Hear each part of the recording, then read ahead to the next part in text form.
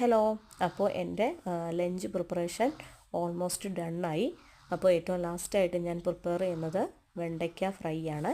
അപ്പോൾ അതിന് വേണ്ടിയിട്ട് ഞാൻ പാനിലേക്ക് കുറച്ച് കോക്കനട്ട് ഓയിൽ ഒഴിച്ചു, കടുക് പൊട്ടിച്ചു. അതിന് ശേഷം കട്ട് ചെയ്ത് വെച്ച വെണ്ടയ്ക്കായും സവോളയും അതുപോലെ തന്നെ ഗ്രീൻ ചില്ലിയും കറി ലീഫും ഇട്ടു. അതിന് ശേഷം ഉപ്പ് ഇട്ട് കുറച്ച് നേരം മൂടി വെച്ചു. അതിന് ശേഷം അതിൻ്റെ ആ പച്ചമണവും പച്ചപ്പും ആ മുഴുമുഴുപ്പും ഒക്കെ മാറിയതിന് ശേഷം ഞാൻ എന്ത് ചെയ്തു, അതിന് ശേഷം കുറച്ച് വത്തൽമുളക് പൊട്ടിച്ചിട്ടു. അപ്പോൾ ഇപ്പോൾ ഏകദേശം ഫ്രൈ ആയി വരുന്നുണ്ട്.